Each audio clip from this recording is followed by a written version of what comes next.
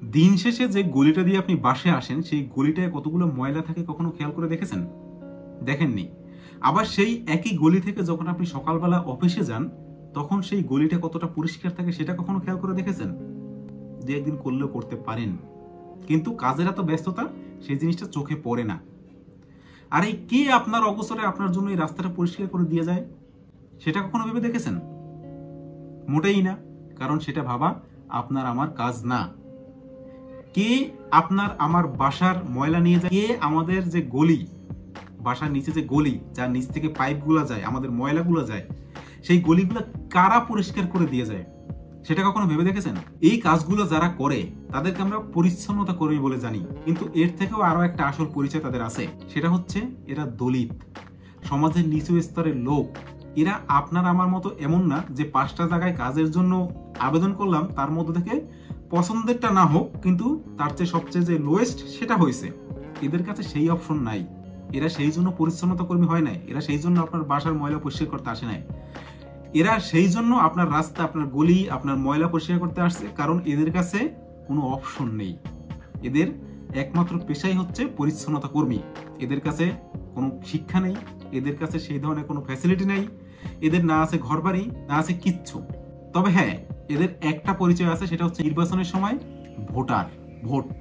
এরা ভোট দেয় এবং এদের ভোটে নেতা নির্বাচিত হয়। এই মানুষগুলো বাংলাদেশের প্রত্যেকটা শহর থেকে প্রত্যেকটা পৌরসভা পর্যন্ত ছড়িয়ে ছিটিয়ে আছে। তাদেরকে রাখা হয়েছে সেখানে কেন? যাতে তারা ময়লাগুলো পরিষ্কার করে আপনাকে আমাকে পরিচ্ছন্ন রাখতে পারে। আর এই যে পরিচ্ছন্নতা কর্মী, এই যে দলিত সম্প্রদায়ের মানুষ, এদের একটা নাম আছে, সেটা হচ্ছে হরিজন। বাংলাদেশে প্রায় 15 লাখের বেশি হরিজন সম্প্রদায়ের মানুষ আছে। এটা হচ্ছে অফিসিয়াল। আনঅফিসিয়াল এই সংখ্যা আরো অনেক বেশি। 1838 সাল থেকে 1854 সাল পর্যন্ত যখন ব্রিটিশরা এই দেশে শাসন করত, তখন তাদের সেই সব নিম্নমানের কাজ করার জন্য, যেমন চা বাগানে পরিষ্কার পরিচ্ছন্ন করা, জঙ্গল কাটা, তারপর হচ্ছে ব্রিটিশদের যে বাসা বাড়ি সেগুলোর পয়ঃনিষ্কাশনের ব্যবস্থা করা, এইসব নিম্নমানের কাজ করার জন্য ভারতের বিভিন্ন রাজ্য থেকে এই দলিত সম্প্রদায়ের মানুষগুলোকে তুলে আনে এই দেশে বলে তো ভুল হয়, তখন তার এই দেশ ছিল না, মানে ভারতবর্ষের এই কর্নারে নিয়ে আসে তাদেরকে, যেহেতু এই পাশে কোনো দলিত সম্প্রদায়ের মানুষ ছিল না এই ধরনের নিম্ন শ্রেণী কাজ করার জন্য। এই যে হরিজন সম্প্রদায়ের মানুষ, এরা আমাদেরকে পরিষ্কার পরিচ্ছন্ন রাখবে, আমাদের ময়লা, আমাদের গান্দেগি এরা দূর করবে, কিন্তু আমরা এদেরকে জানবো না, আমরা এদেরকে চিনবো না, আমরা এদেরকে ছোবো না। এরা যে থালে খায় সেই থালে আমরা খাবো না, এরা যে রেস্টুরেন্টে খায় সেই রেস্টুরেন্টও আমরা যাবো না। অর্থাৎ সোজা কথা হচ্ছে, এরা যে জায়গায় যাবে সেই জায়গায় আমরা সাধারণ মানুষ যাব না, বা আমরা সাধারণ মানুষ যেখানে যেতে পারি এরা সেই জায়গায় যেতে পারবে না। অর্থাৎ তাদের সেবা তো আমরা নেব, কিন্তু তাদের ছোঁয়া না। তারা হচ্ছে অচ্ছুত। এই অচ্ছুত মানুষগুলোকে 1932 সালে মহাত্মা গান্ধী একটা নাম দিয়েছিলেন, যাতে তারা সমাজের একটা সম্মানজনক অবস্থানে আসতে পারে। সেই নামটা হচ্ছে হরিজন। এখন এই নাম দেওয়ার পেছনে অনেক কাহিনী আছে, সেই কাহিনীতে আমরা নাই গেলাম এই ভিডিওতে, সেটা নয় পরবর্তীতে কোনো এক সময় বলা যাবে। এই যে হরিজন সম্প্রদায়ের মানুষ যারা ব্রিটিশ আমল থেকে বাংলাদেশে আছে, এবং সেই আমল থেকে এরা এই বাঙালির, এরা এই আমাদের যে ময়লা পরিষ্কার করে আসছে, এদের সাথে আমরা কতটা মানবিক হতে পেরেছি এ পর্যন্ত, এদেরকে আমরা কতটা আপন করতে পেরেছি? মোটেই পারিনি। এদেরকে কি জীবন আমরা দিছি? কয়েকটা ঘটনা বলি। মাগুরা শহরের হাসপাতাল পাড়ায় থাকতেন সুইপার মানিকলাল। 2021 সালের 30 জুন ভোর 4টার দিকে তার 8 বছরের ছেলে শান ঘুম ভেঙে দেখতে পায় যে বাবা রক্তাক্ত অবস্থায় পড়ে আছে। বাড়িতে একা থাকায় পাশের বাড়ির লোকজনকে ডাক দেয় চিৎকার করে। তারা এসে দেখে মানিকলালকে গলা কেটে হত্যা করা হয়েছে। বছর কয়েক আগের কথা, ফরিদপুর শহরের পশ্চিম খাবাসপুর। ফজরের নামাজ পড়তে যাওয়ার সময় মুসল্লিরা দেখতে পায় যে সড়কের পাশে দুটো লাশ পড়ে আছে। তারাই পুলিশকে খবর দেয়। পুলিশ আসে, লাশ দুটো উদ্ধার করে।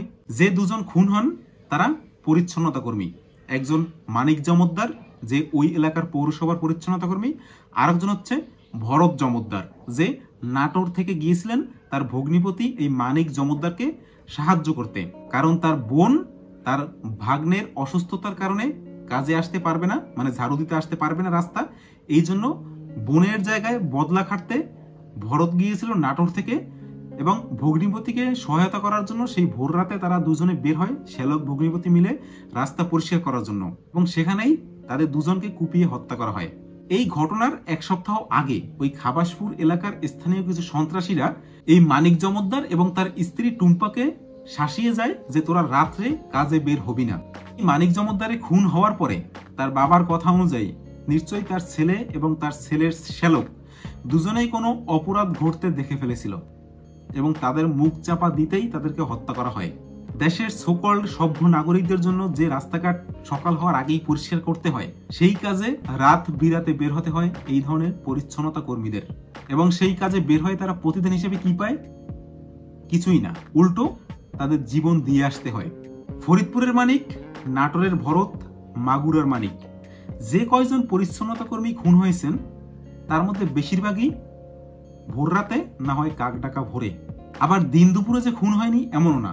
টাঙ্গাইলের মির্জাপুরে দিন দুপুরে ছুরিকাঘাতে হত্যা করা হয় একজন পরিচ্ছন্নতা কর্মীকে, যেও এই হরিজন সম্প্রদায়ের মানুষ ছিলেন।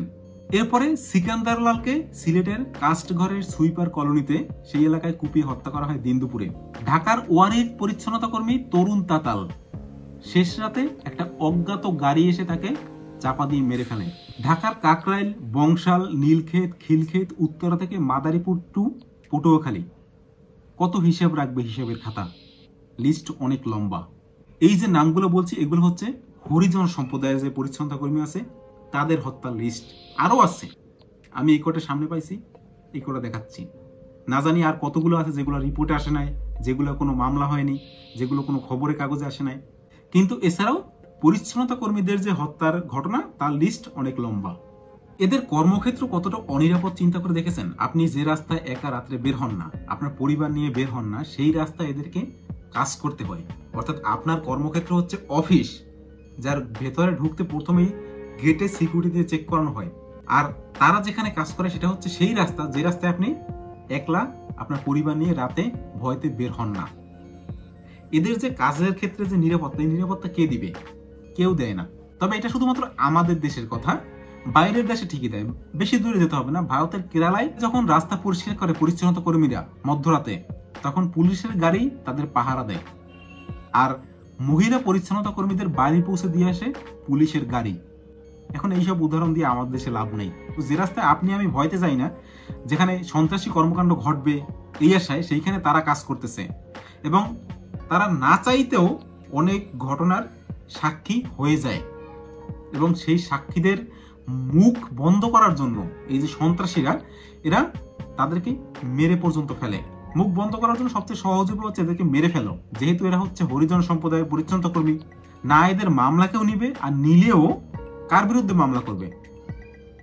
যাদের বিরুদ্ধে অ্যাকচুয়ালি মামলা হবে তাদের কাছে এই পরিচ্ছন্নতা কর্মীদের 2 টাকার মূল্য নেই।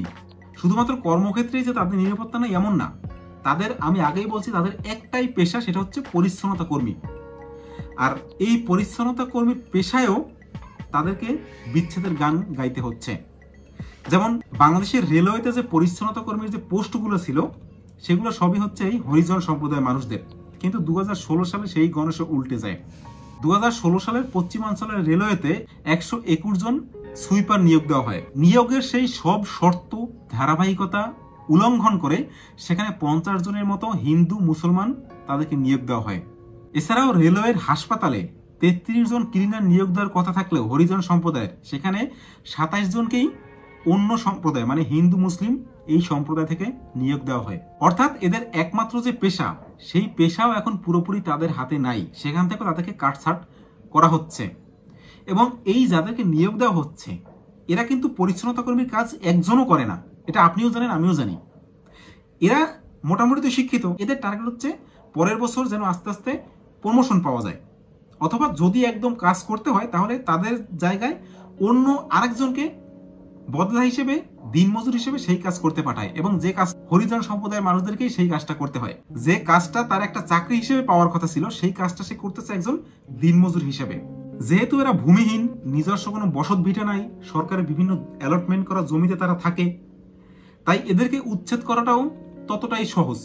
2016 সালে দিনাজপুরের বোচাগঞ্জে তাদের যে হরিজন পল্লী সেখানে আগুন ধরিয়ে দেওয়া হয়। লাকসামের হরিজন কলোনি থেকে রংপুরের হরিজন কলোনি সব জায়গায় উচ্ছেদ নোটিশ। বংশালেও সেরকমই ঘটনা ঘটতেছিল এবং এইসব মানুষকে উদ্ধার করার জন্য না কোনো পুনর্বাসন দেওয়া হয়, না তাদেরকে কোনো জায়গায় জায়গা অ্যালটমেন্ট করা হয়, না তাদেরকে কোথাও ঘর দেওয়া হয়, কিচ্ছু করা হয় না। সরাসরি এসে তাদেরকে উচ্ছেদ করে দাও। এখন এই মানুষগুলোর কাছে যদি টাকাও থাকে তারপর ওদেরকে ঘর ভাড়া দেয় না, কোথাও কেউ কোনো মানুষ দেয় না। এই মানুষগুলো কোথায় যাবে? যদিও এবছরের যে বংশালের ঘটনাটা আজকে যেটা ঘটছে, বাংলাদেশ হাইকোর্ট আপাতত সেই যে উচ্ছেদ অভিযান তার উপরে নিষেধাজ্ঞা জারি করছে আপাতত। কিন্তু আমরা জানি বংশালে না হোক অন্য কোথাও না কোথাও এ ধরনের উচ্ছেদ অভিযান চলতে থাকবে, কারণ এই হরিজন সম্প্রদায়ের মানুষ যদি এতগুলো জায়গা দখল করে থাকে তাতে লাভ নাই, নেতাদের তো লাভ নাই। সেখানে যদি একটা মার্কেট তৈরি করা যায় তাহলে আমরা সবাই জানি কি ঘটবে, সেখানে কতটা লাভ সেখান থেকে আসবে। এখন অনেকে মনে প্রশ্ন থাকতে পারে যে সরকার এদের দিকে নজর দেয় না। সরকারি নথিতে এদের উল্লেখ খুব ভালোভাবে করা আছে, এদের যে সুযোগ সুবিধা দেওয়া হয় সেগুলো খুব ভালোভাবে উল্লেখ করা আছে, কিন্তু আদতে এরা কতটা সুযোগ সুবিধা পায় সেটাই হচ্ছে মূল কথা। আমার ভিডিওর উদ্দেশ্য আপনাকে একজোট করে হরিজনদের সাথে একসাথে দাঁড় করিয়ে মানববন্ধন করানো না। আমার উদ্দেশ্য আপনাকে জানানো যে আপনার রাস্তাটা পরিষ্কার করতেছে, যে আপনার বাড়ির ময়লাটা নিয়ে যাচ্ছে, যে আপনার গলির ড্রেনটা পরিষ্কার করে দিয়ে যাচ্ছে, সেই লোকগুলো কারা, তারা সমাজের কোন স্তর থেকে বিলং করে এবং এই সমাজ তাদেরকে কি চোখে দেখে। ভালো থাকবেন, পরিষ্কার পরিচ্ছন্ন থাকবেন।